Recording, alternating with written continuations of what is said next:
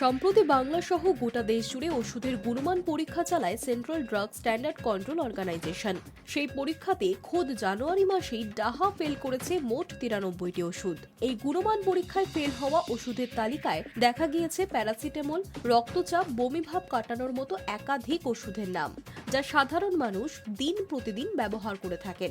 এবার সেই ফেল করা ওষুধ নিয়ে আসরে রাজ্যের স্বাস্থ্য ভবন।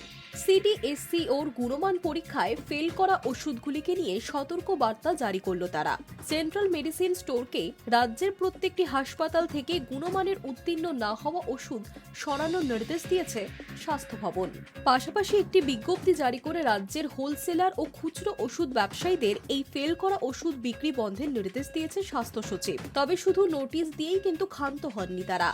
জানা গিয়েছে, বিজ্ঞপ্তি জারির পরেও কোনো খুচরো ব্যবসায়ী বা হাসপাতাল এই ফেল করা ওষুধ ব্যবহার করছে কিনা তাও খতিয়ে দেখতে পরিদর্শনে নামবে রাজ্যের ড্রাগ কন্ট্রোল।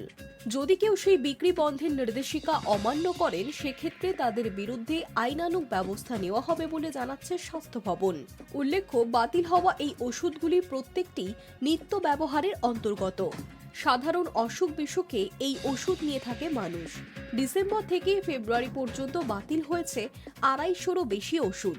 এবার এক ধাক্কায় এত পরিমাণ ওষুধ বন্ধ হয়ে গেলে বাড়তি চাপ যে সাধারণের উপরেই পড়বে তা নিয়ে কোনো সন্দেহ থাকছে না স্বাস্থ্য ভবনও। জানা গিয়েছে, খুব শীঘ্রই উত্তীর্ণ না হওয়া ওষুধের বিকল্প হিসেবে সাধারণ মানুষ কোন ওষুধ কিনবেন সেই বিষয়ে বিজ্ঞপ্তি জারি করবে রাজ্য ড্রাগ কন্ট্রোল।